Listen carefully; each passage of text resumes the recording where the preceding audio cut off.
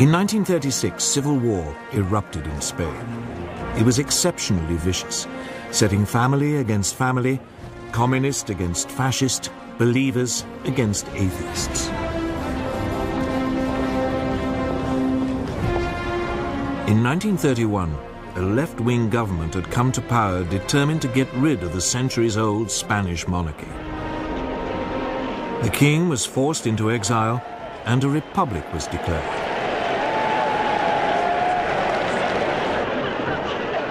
In February 1936, the parties of the left combined in a popular front to take on the forces of the right in a general election.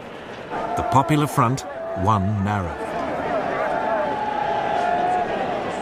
Even though its reform program was modest, a wave of strikes and land seizures led the right to fear that a communist takeover was inevitable.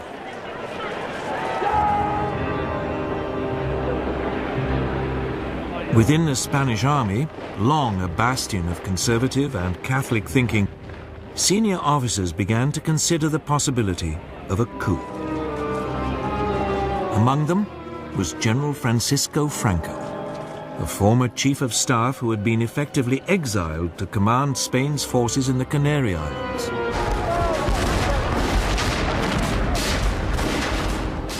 On July the 17th, 1936, the units of the army fighting guerrillas in Spain's colony in Morocco mutinied. The next day, Franco flew to join them, proclaiming a new nationalist movement which would save Spain from communism. Mainland garrisons now joined this revolt. The Popular Front responded by calling for volunteers to defend the Republic. Battle lines had been drawn. At first, Franco faced problems. He and his army were in North Africa, and he had to get across the Straits of Gibraltar back to Spain. So he turned to the one person he thought might help: Adolf Hitler.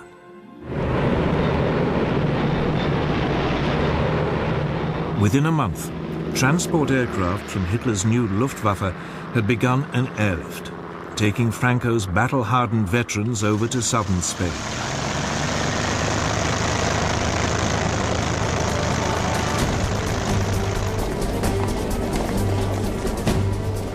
At this stage, the Republic still seemed to have the advantage.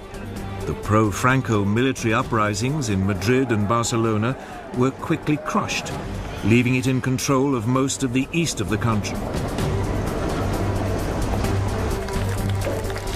Franco's nationalists were confined largely to the northwest and part of the south.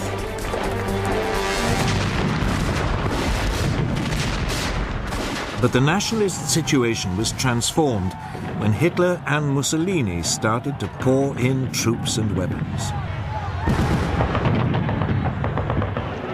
The German dictator seized the opportunity to test his new equipment and expanding armed forces. The first panzer tanks were sent, along with some 12,000 troops. And the Luftwaffe deployed its Condor Legion, with its ultra-modern new bombers and fighters.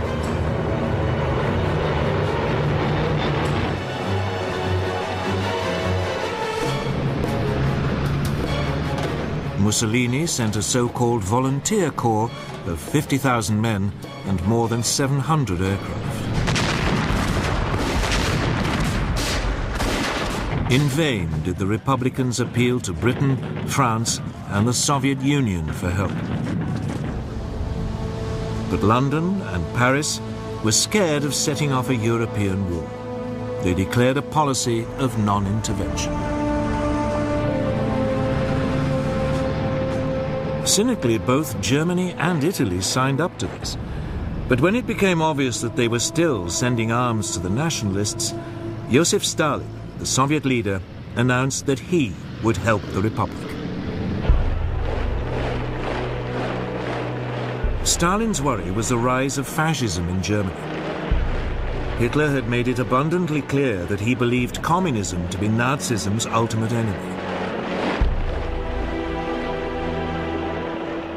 Stalin saw the Spanish conflict as a way of keeping Germany and Italy occupied while building up the Soviet Union's military strength.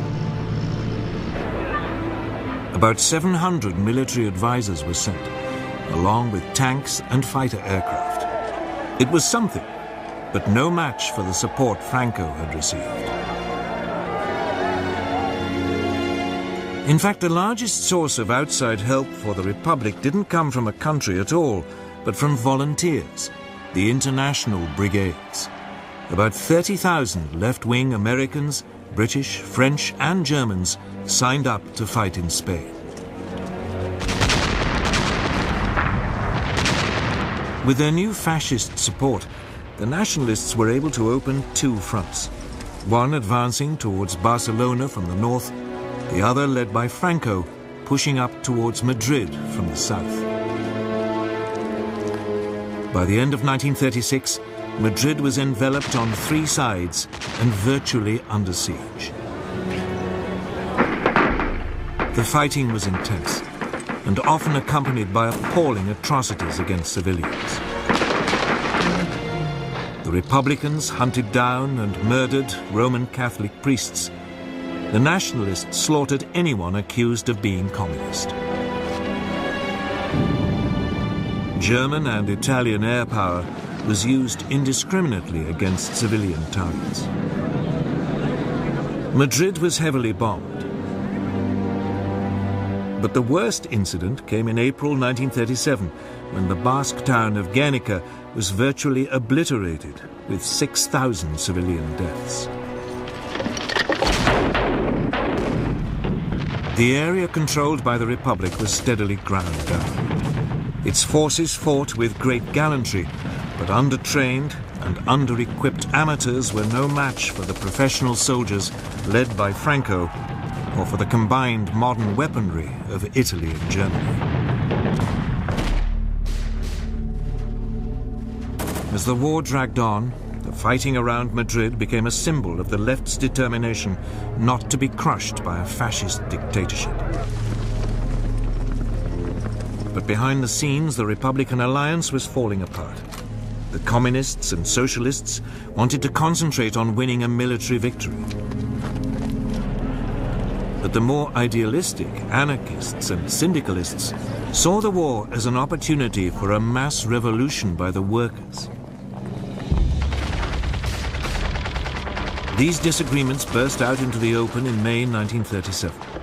Fighting broke out in Barcelona between the anarchists and communists. It was a fatal weakening of the Republican cause. By the end of 1938, the nationalists had penned their enemy into a small enclave around Barcelona, and another stretching eastward from Madrid to the coast.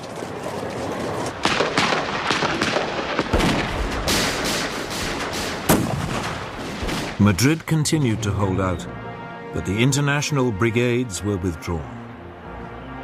More and more nations began to recognize Franco's government as his forces closed in for the final assault on Madrid.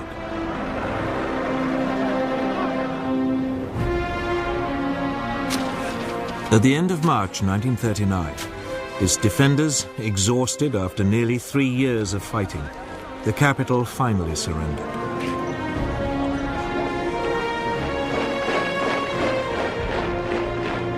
A month later, Franco formally declared hostilities at an end.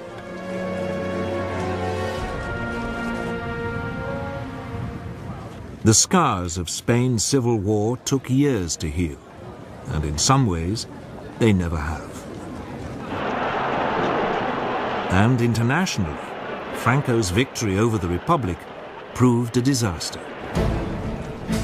Hitler and Mussolini were confirmed in their belief that the democracies of Britain and France were impotent to resist any real pressure. While Stalin despaired of their willingness to confront fascism. Hitler in particular saw his way open to begin the aggressive policies outlined in Mein Kampf. Even before the Spanish Civil War ended, his armies were on the march.